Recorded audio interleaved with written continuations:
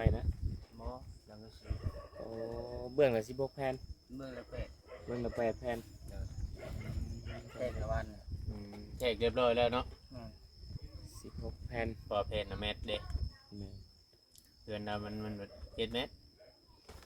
เผื่อคอนเผื่ออย่างมันได้แบบ ก้อนเป็น8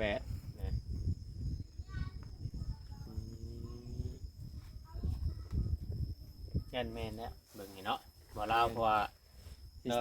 เขามาดูส่วนแล้ววันนี้ อุปกรณ์อีหยัง ตัดใส่มาแล้วปะ แต่ส่วนนี้หน้าแล้วนะ ยังไว้ใส่มาแล้วปะ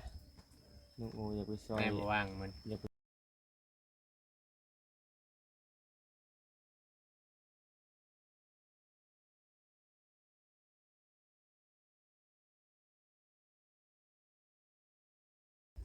สวัสดีและสบายดีพ่อแม่พี่น้องFCมัดทุกคนพี่น้องเนาะโอ้ทางนมโอเพิ่นได้ทับ จบลงในไปได้บ่จนแรงบ่ได้ไปบอกคือว่าในว่าจะไปแทนนะวันนี้บ่ได้ไปเลยบ่ บ่ได้ไป ในมือได้บัตร จักเดียว บ่ฮู้มืออีก มือว่างบ่ได้พุ่นน่ะ มื้อนี้เราก็ยังบ่ได้เข้ามาเลยบ่ ยังบ่ได้ไป โอ้โหเนาะ ไผนั่นแหละบ่ เจ้าเพิ่งเคยเห็นบ่ ผู้สาว โสด ไปหาท่วงทุกทีนะผู้สาวนะจังน้อยคนในใจจะให้เนาะ แม่น เดี๋ยวหาท่วงไปเรื่อย คนในใจอยู่ อ้าวก็ท่วงนี่เนาะ บ่เคยเห็นบ่ ก็บ่เคยเห็นก็ต้องท่วงนี่ ก็เลยถามเนาะ แม่น ไผอันนี้นะ ท่วงในคลิปบัดหลังคลิปก่อนยังท่วงเนาะจังน้อยเราเบิ่งคลิปเอาเบาเป็นหยังคืออยากท่วงแต่ผู้สาวแต่สบายอีก เอ เด้อ เนาะนี่น้องเอ้ย ว่าใครท่วงแน่เนาะ ใช่คือว่าสิไปตัดผมมื้อน่ะ บ่ได้ไปครับ ปิดได้วานนี่ก็ปิดเนาะ มื้อนี้ก็ปิดบ่ มื้อนี้บ่ได้เดียวเบิ่ง ปิดคือเก่านะ ปิดคือเข้าไปจังได๋ห้านอันสร้างในห้านน่ะคือมีแต่ปิดช่วงนี้เฮ็ดนาบ่ โอ้ เราไปเห็นเวียก ไปไทยแล้วไปจากที่ แม่นปิดหลายมื้อได้น้องโอ้ย เห็นเวียกเห็นงาน คุณได้อยู่ตัวนาซ้าย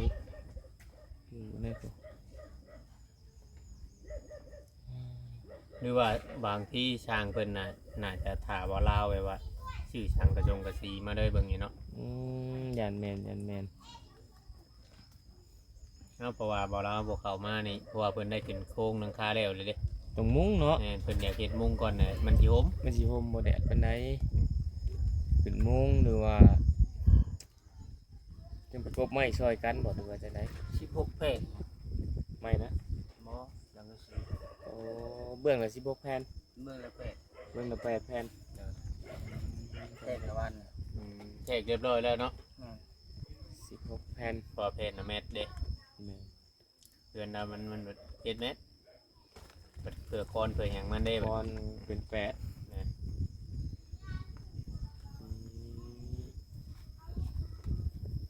ยันแม่นแล้วเบิ่งนี่เนาะบ่ลาวเพราะว่าเราเขามาดูส่วนแล้ววันนี้ อุปกรณ์อีหยัง ตัดใส่มาแล้วปะ แต่ส่วนนี้หน้าแล้วนะ ยังไว้ใส่มาแล้วปะ น้องโออยากไปซอย แม่บ่ว่างมัน อยากไปซอยบ่าวลาว เจ้าคือบ่โทรให้เรามาเอา คนขยันเอาลิน้องโอนี่ บ่แล้ว จะไปเชื่อไพ่หรือบ่ จะไปเชื่อไผ่เลย อยู่นิ่งบ่ได้ดีเห็นไผที่มันช่อยโอ้น้องโอนี่บ่น่าแล้วผู้ใหญ่เพิ่นซอยเนาะ เพราะว่า เพิ่นจะหั ไป กแพง บ่นั่นแน่มันบ่ว่างนะมีเรียกไปอยู่ เพื่อนมื้อเดียวก่อน ก็ได้เฮ็ดเวียกแค่ไหนเนาะ จะต้องย่างไปโลดตอนเช้า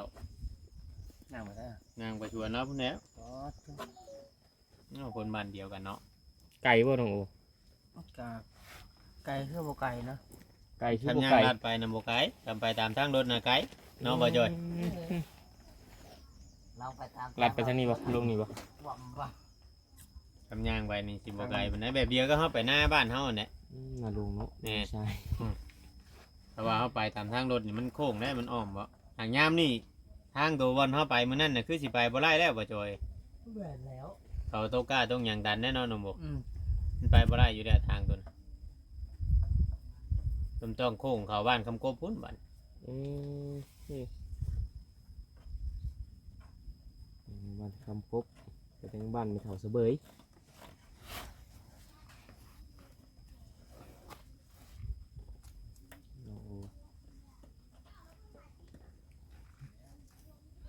โอ้เกียนไม้เกียนแป้นเรียบร้อยเด้นี่ เดี๋ยวว่านั่นแหละพี่น้องเนาะคำว่าบ่ได้ยินกับว่าบ่ได้ยินเนาะเขาเข้าใจผิดได้เนาะพ่อแม่เนาะ แม่ คำบ่ได้ยินกับว่าบ่ได้ยินเลยเอาบ่ได้ยินเด้อจริงๆนี่แต่มันเข้าใจผิดได้ FC เพราะว่าเขาถ่ายออกไปเลยเพิ่นเบิ่งนี่เพิ่นต้องเบิ่งให้มันเสมอต้นเสมอปลายสมมุติว่าเจ้าปฏิบัติบอกง่ายๆซะคืออย่างเช่นนี่ข่อยมายกเลิกในไรในเรื่องเฮือนเอาไฟฟ้าเข้ามาเฮือนน้องเตมื้อเช้านี่ ยกเลิกแล้ว แม่นยกเลิกแล้ว โอ้เป็นข่าวไล่สำหรับน้องแต่ แม่นเพราะว่าอันทางผู้ใหญ่เพิ่นเบิ่งบางเทื่อเนาะเฮาเข้าไปสบายดีก็บ่สบายดีนั่นเทื่อก็ยกเงินคอขึ้นมาเบิ่งแล้วก็ด้มหัวนอนลงคือเก่า เอา แล้ว ง่า ก็ ย บ่เว้านำแบบนี้ ๆบ่เสมอต้นเสมอปลาย เฮา เอาง่ายๆกัน เฮา นะพี่น้อง เฮาต้องเสมอต้นเสมอปลายได้ก็เสมอกับทุกๆคนบ่แม่นว่าเฮาสิเฮาเฮ็ดดีแต่ตอนเฮาอยากไล่นี่มันเป็นไปบ่ได้แล้วเฮาต้องเฮ็ดให้อันทางผู้รักผู้ใหญ่เพิ่นฮักแพงเลย โดย เพราะว่าทุกจริงทุกอย่างคือชุมอ้ายๆหรือว่ายูทูบเบอร์ทุกคนนี่ก็เพิ่นก็อยากให้ไล่เบิดทุกคนนั่นแหละให้คุณเจ้าไล่เบิดทุกคนนั่นแหละเบิ่งเข้ามานะว่า แม่น เฮาก็คือว่าเนี่ยเป็นแค่ผู้นำเสนอเนาะพ่อแม่เนาะเฮาสิตัดสินใจแทนผู้รักผู้ใหญ่ แม่ นี่ น บ่ได้ แล้ว เฮาสิตัดสินใจแทนนำผู้รักผู้ใหญ่นี่บ่ได้เด้ เขาก็ต้อง คือไอ้เว้ากับเจ้าแต่มืออ้ายทายทำบิดเจ้านอนอยู่อู่หั่นนะเจ้าพอเฮาถ่ายคลิปไว้ตั้งเสือเนาะมีผู้รักผู้ใหญ่เพิ่นเห็นนะแล้วก็จังได้พากันเริ่มลืมถ่ายจนกระทั่งเข้าไปอยู่เพื่อนเก่าจนมันเกิดดราม่าขึ้นแม่นเอาไอ้บ่แต่มือแรกแหละเนาะอยู่เปนี่เบิ้งสิอันถ่ายหนุ่มโอเบิ้งเฮาก็ถ่ายไปแล้วก็มี FC หลายๆคนให้ความสนใจหั่นแหละพี่น้องเนาะ เพราะว่าแต่ก่อนนี่เขาถ่ายไปทำนองแบบแนวทางที่ว่าคนแนวทางลบบอกง่ายๆใช่มุมมองหรือว่าขี้ปากชาวบ้าน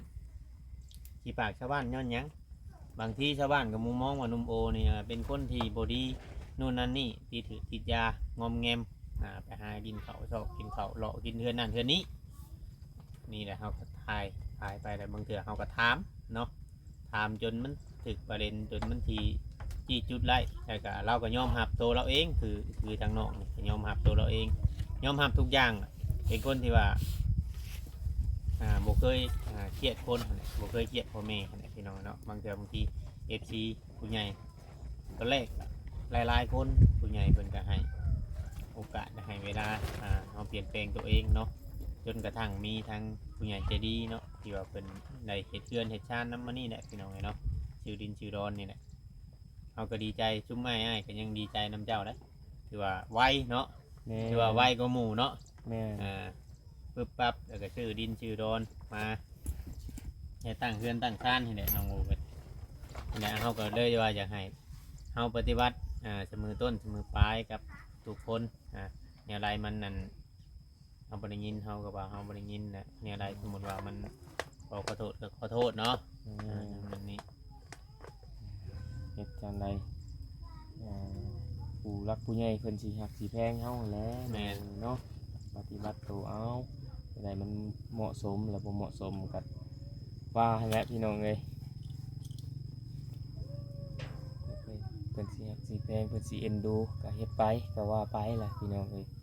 เสมอต้นเสมอปลาย แม่นแล้ว เนาะพี่น้องเช่นกับ เมื่อไรจะเพิ่นสิมาจอน้ำเพิ่นได้บอกไว้อยู่บ่ บ่ มาจอต้องเลยเตรียมน้ำเลยเนาะเจ้าแถวใดล่ะ ทำทาง คิด ที่ ว่า ดีกับ เอ่อ ช่วงแบบ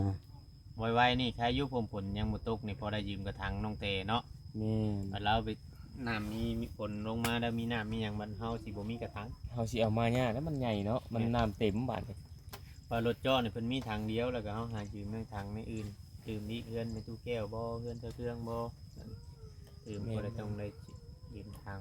ของน้องโอก็ทางหนึง แล้ว ข ก็ อง เลยเตรียม ตู้แก้วของสาวเทือง ทาง ไปยืม ที่ กั ทาน งรวมกับทางตัวนั้นเนาะ แม่น ก็ต้องได้ยืมกันแหละพี่น้อง กันมาอยู่ใกล้กัน ไป มีแต่ว่า ถือ นี่ก็ เป็ข่วดี ให้ FC อันเข้าใจน้ำกันเด้อพี่น้องเนาะบางเทื่อบางอย่างเฮาก็บอกโซนน้องๆเพิ่นไปแบบบางทีเฮาก็ย่านแบบคือเห็นอะไรพี่น้องเนาะย่านน้องๆบางเทื่อก็ลืมตัวหรือว่าลงตัวเองแบบนี้นะพี่น้องแม่ๆเพิ่นเป็นห่วงแน่น้องโอ้ยที่ว่าเพิ่นให้อ้ายบอกเพิ่นเป็นห่วงอยู่ ข่อยบ่เคยเป็นคนลงเปจักเทื่อได้ข่อยได้ เอ้า ดอกจากข่อยบ่ได้ยินเด้อ แล้วอ้ายบอกว่าไปนุ่งเสื้อผ้าว่านุ่งเสื้อผ้านุ่งนั่นน่ะมาให้อ้าย เออ ไปเดี๋ยวว่าไปนอนเลยบัดเอิ้นก็บ่ลุกให้เจ้าเทืองดึงแข่งก็ยังบ่ลุก เออก็จะบ่ได้ยินคักบ่น้องโอ ย่างมาเอาเสื้อ ใช่ ย่างมาเอาเสื้อจับดีบัดเอานุ่งส่งมันยังจับดีบัดไปรถไปแต่ว่าไปนอนเลย คนรับลูก รับลึกเด้แม่นบ่ ว่าเฮาเอาเป็ดแท้ว่ะเราเป็นหยังวะคือบ่อยากเข้ามาหาเฮาหั่นนะแต่ว่าเฮาก็บ่ได้ว่าหยังหรอกมีแต่ว่าอยากบอกอย่างหยังหั่นแหละอยากบอกอย่างนั้นเพราะว่าเฮาสิปล่อยปลาละเลยไปบ่ได้เด้ แม่นแม่นแม่น หลังจากที่ภาษีออกมาเนี่ยจากการภาษีเราเลยภาษีเพิ่มอีกเล็กน้อย หรือว่าเพิ่นลงไปเฮ็ดอันนั้นบ่อยากสร้างเฮ็ดหัวเมื่อวานเพราะว่าคน แม่ เฮ็ด น เพิ่ง แม่น ของ แม่น การ แม่นใช่ข่อยกายมาข่อยเห็นเพิ่นกำลังเน่งตะนาง อืม อยู่ห้องการบ้าน เพราะว่าในบ้านเพิ่นประกาศอยู่ในมื้อเช้านี้ว่าให้ลงเฮือนนะคน โอ้แม่นแล้วซั่นน่ะสร้างเพิ่นสิลงไปเฮ็ดอยู่พุ่น ญาติเพิ่นลงไปอันสบายดี ไปพูดปกติ สบายดีบัด สบายดีเด้อ สบายดีสบายดี เพราะปกติเพิ่นต้องให้ลงเฮือนละคนอยู่แล้วแม่น ลงไปเฮ็ดนั่นหรือว่าไปขุดคุมขุดหยังเพิ่นบ่ได้มาบอกบ่ชินเจ้าแต่ว่าเพิ่นประกาศเอาบัดเดียวเลย ประกาศบ่โอ้ แม่บ่ได้ยิน คือในตู้วันชัยยันชุบเจ้านอนว่าตู้วันชัยว่าเพิ่นประกาศว่าให้ลงเฮือนละคนอยู่แต่ว่าบัดนี้แหละคณะเพิ่นไปสิไปเป็นแบบเป็นคณะเนาะ แม่น เป็นคณะของคือเพิ่นนั่นแหละ แม่นน้องโอ้ย เป็นคณะแบบว่า เป็นหยังเพิ่นมาบอกก็ลงได้จำเพิ่นมาบอกมาหยังก็ได้เฮ็ดนำบ้านนำเมืองแล้วเฮาก็ได้ เพราะยังตอนนี้ยังบ่ได้ขึ้นเนาะยังบ่ได้ขึ้นเป็นนั่น จำมโนบ่ จำนวนตัวเลขนะคือนมโอนี่เราอยู่ไปชื่อเนาะไว้ แม่แม่ น้องกระจาก คน อยู่ไป คนตกหล่น แม่ คือน้องแต่ก็เป็นคนตกหล่น ต่อไปเพื่อนนะ ขึ้นได้ ต่อไปบัดเพื่อนเจ้าแล้ว นี่เรียบร้อยแล้วเหรอนะ ยังเป็นน้องแต่ แม่น อันนั้นมีอยู่ห่างเจ้าตอนนี้อ่ะเจ้ายังบ่ได้เสียหยังน้ำเพิ่นเด้ต่อไปนี่บัดเพื่อนเจ้าแล้วนี่เพิ่นนับตัวเลขเขานี่ มีวันอยู่บนเช้า มี มี คนอยู่บนเช้าแล้วนี่นับแต่คนล้มคนตายนี่เจ้าต้องได้เสียแล้วบัด อยู่บ้านการเมื เจ้า อง ต้อง เนาะ หาเงินให้มันกุ้มแล้วบัดนี้เนาะ อืม อาจจะเป็นว่าหมู่เสีย ฮ็ดบ้านการเมือง เพื่อนหมู่เสียเจ้าก็ต้องเสียแบบนี้นะเนาะบ่แม่นว่าเป็นเวียงหันเวียงนี่เพิ่นเก็บแต่เพื่อนคนอื่นเนี่ยเพื่อนเฮาบ่เก็บบ่ได้แล้ว เป็น คื งาน อว่า ดอ เฮาง บ่ได้เข้า ต่างๆเก็บเบิดบัดนี้นะ เฮาบ่ได้เข้าน้ำหมู่คือเก่าสมมุติว่าเฮาบ่ได้เสีย แม่นบ่บ่จ้อย แม่แล้ว เอาประมาณนี้เด้อซะกันเดือนก็จะให้บ่จ้อยถ่ายก่อนเนาะเพราะว่าคลิปนี่มาต่อจากคลิปบ้านนี่พี่น้องเอ้ย แล้วก่อนถ่ายแต่บ้านนี่หาก็มาต่อมื้อนี้ เดี๋ยวบ้านนี่เรามาต่อมื้อนี้ ใจเบาเอ็นเนาะ เฮ็ดให้ FC งงแล้วบัด เอาพี่น้องเอ้ยขอตัวจบคลิปก่อนซะถ่ายคลิปบ่จบ บ่จบเลยบ่จอยทิปบัด ยัง ชิมหา อืม จังหน่อย เค เปิ ย ดละฮ้อนได้เดี๋ยวนี้นะก็ว่า เคยอีกจัก ฮ้อนเดี๋ยวนี้ เอ้า จักสี่หานาที เปิดละฮ้อนแฮงมันเอา ใบ เลย พอไปอีกสี่หานาทีก็พอแล้ว บ่ได้ฝันหยังบ่นอนเมื่อคืน น้องโอต้องเอาอันผ้าใบนี่เกี่ยวขึ้นใส่ไม้มันก็ล้มพัดมันก็ล้ เจ้าม บ่ได้ไปนํเขาบ่ตลาดเมื่อวานน่าสิถามอีกน้อยหนึงบัด อ่า เป็นได้คือว่าได้ยืมเงินน้ำทุก100,000บ่110บ่ ยืมได้บ่ได้ยืม ขอบ่ขอ อ้าวที่เรายังเมาเนาะเฮาเนาะ เออ เอาเราว่าเจ้ายืมเนาะ เวลาเฮามีกับยาเพิ่น เอคำว่านั่นก็คุยกันให้มันนั่นจะดีเนาะ เอ แม่ อเดี๋ยวใคร เงิน จะว่าไป นี่ ทวงนะ คิ จ๊ะ ดว่าเฮาขอก็บอกว่าขอ เออ น้องเพิ่นจังบ่คล้อง แม่น ถ้าว่ายืมเฮาก็บอกว่ายืมแบบนี้นะ เออ อ่า มันต้องบอกให้เข้าใจได้ออันนี้เด้อการที่บ่เข้าใจกันมันเป็น แม่น อันเรื่องที่ผิดเนาะ เมื่อแล้วสิถามกันท่วงกันแล้วก็สิเข้าบ่เข้าใจกัน จังหน่อยว่า ให้กันอีก บ่ถือกัน แม่น เออให้กัน เฮายืมเฮาก็บอกว่าเฮายืมเฮาขอก็บอกว่าเฮาขออ่า ในยามบ่มี ยามจำเป็นยาม แม่น มีน้ำมันขาด แม่นยามขาดเคินก็ให้จะได้กับพี่น้องเนาะ อ่า ก็คืออันน้องโอ ตัวลงคลิปบ่ ก็ว่าในคลิปเฮาแน่เนาะ แม่นก็คือน้องโอนี่เราก็เป็นคนขยันพี่น้องเนาะถ้ามีเวียกมีงานนี่เราก็ไปรับเฮ็ดเบิดนั่นแหละพี่น้องเอ้ยเนาะ แม่น ไทยให้ไทยหน้าอีหยังก็ไปขอให้มีคนจ้างว่าง่ายซะ เพราะว่าเจ้ายืมเราก็ เรา บ่ คน ว่าหยัง ขยันอยู่แต่ว่าค่อนข้างมันบ่ค่อยมีเวียกมีงานเนาะอยู่บ้านเฮาจะเฮ็ดจะได้ล่ะพี่น้องเอ้ยบ่ได้ค่อยไปเราก็ได้มื้อนั้นเราก็บอกพอน้องแฝดชวนน้องโอเมื่อเฮ็ดเวียกสมมุติว่ามีเวียกมีหยังเราอะโอ้คือยังอยู่ดอกเดี๋ยวนี้เนาะท่านดำให้ดำ ยั นะ งบ่ได้ลำเนาะ แม่น ปัญญามลำนาพุ่นแหละ แม่น จังจะเอาเมื่อเฮ็ดเวียกเมื่อลำนาซอย แม่นน้องโอไกลๆแล้วก็ไปได้แม่นบ่น้องโอนั่นเด้เราบ่ได้เกลียดเวียกเกลียดงานนะพี่น้องเอ้ยเราดุมันขยันอยู่แต่ว่าค่อนข้างงานก็สิหายากแน่แหละอยู่บ้าน ง่ย เฮา เลยเทลนี่ก็เขายังบ่ได้ลำนาเนาะ แม่ เดี๋ยวนี้เขายังเฮ็ดกล้าอำหลังเฮาอีกเดี๋ยวนี้ แม่น อำหลังบ้านเฮาอีก เออ บ้านเฮาน่ะคนลำลายเลยได้ หลายแล้ว ผู้แล้วเครื่องทงแล้วก็มีเด้ มี แค่บ้านเฮาน่ะ แล้วก็ผู้แล้วเบิดเลยก็มีได้นายอดนาวานนี่ก็ได้หลาย มันหลายโพดเลย แม่น อืม เนาะ สู้ๆอันนั้นจังไดก็ได้มันก็เป็นเรื่องธรรมดาแล้วน้องโอ้ยถ้าว่ายืมกันไอ้น้องกัน แต่ว่าอยากให้มันชัดเจนนะยืมก็ว่ายืมขอก็ว่าขอให้คือกันน้องนุ่งคือกัน ต้องให้เขาเว่าให้เข้าใจเนาะ แม่นให้เข้าใจกันเจ้าต้อง พอได้ฉันยืมได้นะบอกไม่สิ ขอได้จำยืมได้ก็บ่เป็นแล้วเนาะน้องโอเจ้าเว่าอย่างไก่มันนักแน่น ว่าเขา เพราะว่าเจ้าเป็นอ้ายหมู่ก็ให้มันมีน้ำหนักนะเว่าอย่างกับน้องกับนุ่งก็ได้อย่างเด็กๆน้อยๆเขาก็ปล่อยไปบ่เอาว่ามาถือชายหยัง เป็นง่ายเด้เนาะ แม่นถ้าเป็นอ้าย เออ คอยบอกคอยสอนน้อง เขา แหละ ยืม ตัวใดมันบ่เหมาะสม ตัว มัน ไร บ่ มัน ค บ่ วร เหมาะสมเฮาก็บอกน้องเขานำ อืม ก็คือมื้อนั้นตามที่อ้าย เจ้า พั เป็น ง ผู้ใหญ่เด้ กระถืออยู่จะบอกน้องแต่ก็ได้คนมาเต็มเพื่อนเนาะเรานอนอยู่มื้อนั้นเขาบ่แซนบ่จิตมีหยังเขามาหลายคนว่ะคนมาเต็มเพื่อนบัดนอนอยู่บ่อายหมู่บ่หั่นนะมันบ่ควรมันก็มันถึกเป็นความเจ้าได้หลายคนก็ต้องกันพร้อมทั้งเจ้าพี่มันบ่ควรเนาะบ่เบียง แม่นแม่ เพราะว่านอนอยู่ แต่เฮา นะ บอกน้องเฮาแหละเฮาต้องเฮ็ดไร่คือกันได้ แม่น แต่ว่าเฮาบอกน้องเฮาแหละเฮาเฮ็ดนี่มันบ่ได้เด้มันบ่ถึกแบบ แม่น บอกแต่หมู่เฮ็ดตัวเองบ่เฮ็ดแบบนี้นะ แม่น เขาต้องปฏิบัติให้ได้ แม่นเฮาต้องให้มันเหนือเขาว่าง่ายๆซะ แม่นจังเพราะว่าเขาเจ้าจังปฏิบัติตามเฮาเด้ แม่นแม่น เขาต้องเป็นตัวอย่างให้น้องๆเห็น เดี๋ยวนะ แล้ว แม่นบ่บ่จอย แม่นแล้ว บอกได้แต่ปฏิบัติบ่ได้ เป็นได้พอ แบบ ได้โทร ไป มา นั่น อยู่ คือ บ่ เก่า หลังจากเงียบหายไปโดน โอ้ ไม่โทรมาเลย กับบริขามาอีกเอาเลย เป็นอะไรเนาะชงเขียดโทรมาดินำลุงเนาะ อืม คำเจ้าบ่โทรไปก็แม่นบ่ได้โทรบ่ ขอจอย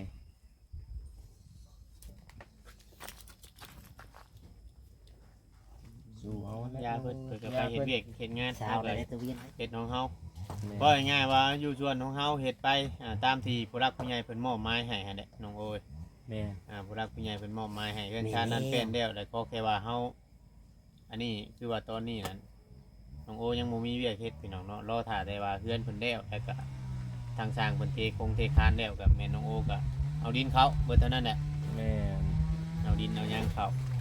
ตอนนี้ สิ้นภารกิจ ก็สร้างบ่มาเฮาก็บ่จักคุมเฮ็ดคือกันเนาะ แม่ จักสิซอยหยังบ่จักสิเมียนตัวไร จักสิเก็บจักสิเมียนอันใด จักสิอันนั้นนี่ตัวไรสมมุติว่าบาง FC เนาะบางเทื่อนั่นนี่เอาเฮาสิบอกแนะนำว่าให้น้องโอซอยสร้างจังซั่นจี้ก็ย่านเพิ่นคอมเมนต์มาว่าเฮาจ้างขาดแล้วแบบนี้นะ โอ้ เนาะ อืม ค่อยแม่นค่อยเห็นอยู่คอมเมนต์หนึง เออ เพิ่นก็บอกว่าจ้างไปแล้ว บ่อยากให้เฮ็ดหยัง แม่น ว่า แม่น ก็มีอยู่ 2-3 คอมเมนต์นั่นแหละในการที่เพิ่นบอกให้น้องโอ แต่ ว่า ว่าบางเทื่อบางที่กะเฮากะตัวใดเฮาซอยได้นะ แม่น พี่น้องเอ้ยเฮาก็อยากซอยไปชำใดชำหนึงหั้นนะเนาะที่ว่า แม่นอยู่ บ่นัก คือ บ่หนาปานใดหั่น เอ นะ อคือน้องโอแล้วเว้าแนะคำอยู่ชื่อมันบ่อยากนอนเนาะน้องโอแต่ว่ามีตัวใดแบบว่าเฮาแนะนำให้หนุ่มโอเฮ็ดแบบนี้นะเพราะว่า มันสิบ่ได้กันแปลว่านั่งเบิ่งอยู่ซื่อของมูกอยู่กับมันบ่งามมันบ่คักแหละ แม่น เราเคยเห็นเด้ แม่นเอ้ามีแต่ว่าประมาณนี้ คน แหละ เบิ่งคนมองก็ อาจสิเว้าไปหลายก็จักหน่อย คือ มันสิเกิดดราม่าขึ้นมาแหละขี้ข้านแก้แห้งกับดราม่า แมนไปมันหลายนาทีแล้ว โอเค